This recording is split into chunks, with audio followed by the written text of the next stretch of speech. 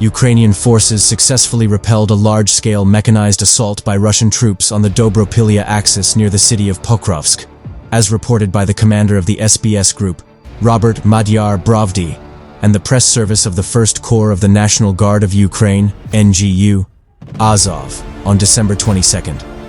The Russian offensive reportedly involved 24 armored vehicles, including tanks, infantry fighting vehicles, IFVs, and armored personnel carriers, APCs, as well as several dozen motorcycles and quad bikes.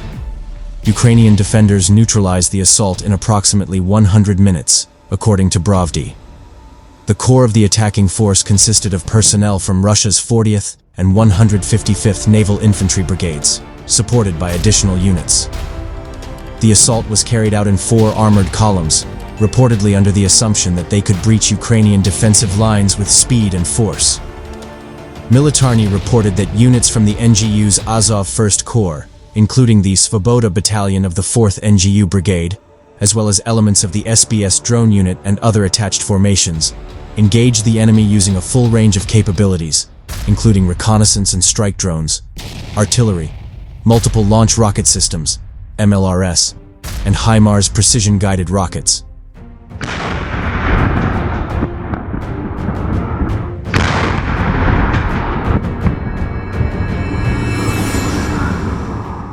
A key factor in halting the assault was the use of remote mining carried out by drones from Lazar's group, a special forces detachment within the NGU, in coordination with engineering teams.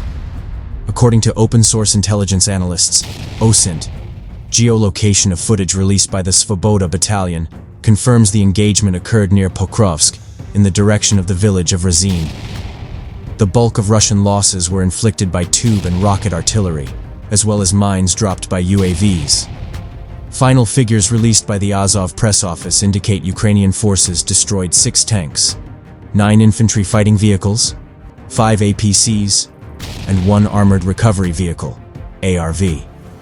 In the final wave of the assault, Russian forces deployed 11 quad bikes, of which 10 were destroyed. 1 vehicle retreated from the battlefield.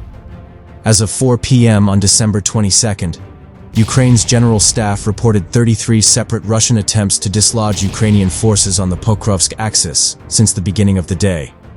The elimination of enemy personnel involved in the assault is ongoing, stated the press service of the Azov Corps. We thank all units defending the sector of the 1st NGU Corps, particularly the fighters of the NGU's Special Operations Detachment Lazar's Group, and the SBS drone units for their decisive contribution to repelling the mass attack. Earlier, it was reported that during the night of December 20th to 21st, 2025, a fire broke out at a Russian military airbase near Lipetsk, engulfing 2 high-value fighter aircraft, a Su-30 and a Su-27.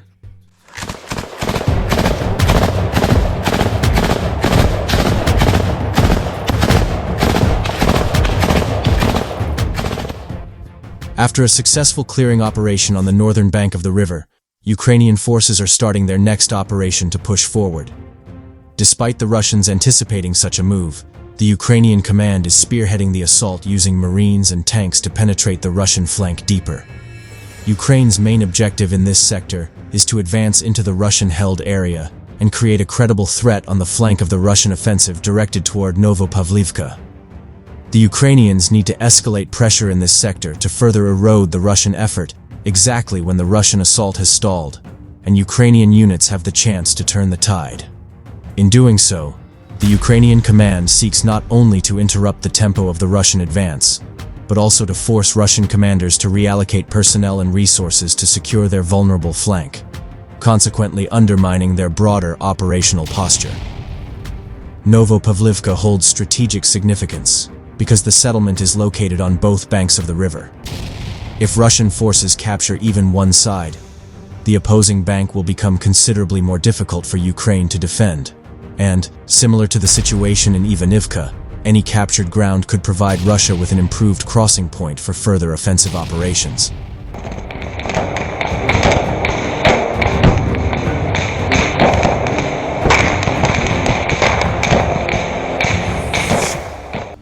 Geolocated footage shows how Ukrainian Leopard 1A5 tanks are softening up Russian fortifications, by firing their cannons directly into them to destroy the enemy personnel and pin them down while the Ukrainian Marines arrive. After the initial raid, the tanks pulled back to the rear to avoid the Russian drones, while the Ukrainian troops started clearing the trenches. Their efforts were supported by a reconnaissance drone, which enabled commanders to monitor the operation in real time and guide the soldiers on the ground, helping them avoid potential ambushes and identify threats not visible from their vantage point. The fortification partially collapsed due to the firepower of the tanks. As the Ukrainian forces descended into the tunnels, they conducted a systematic sweep. As a result of the Ukrainian operation, 5 Russian soldiers were eliminated, and 10 more surrendered, as they realized that no one would help them, and they were surrounded. The Russian prisoners of war were subsequently interrogated and escorted to the Ukrainian rear to further increase the exchange fund.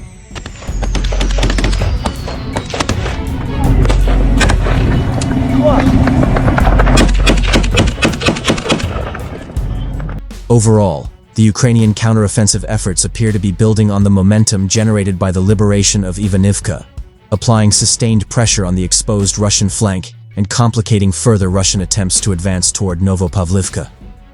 By consolidating more gains and compelling Russian forces to defend a widening front, Ukrainian Marines are not only stabilizing the sector, but also shaping conditions that will force the Russian command to divert reserves. As the situation evolves, follow-on Ukrainian actions will be influenced by Russia's ability to reinforce and maintain cohesion. If Russia's response remains slow, the current Ukrainian posture could open opportunities for deeper tactical exploitation and more advances in this sector.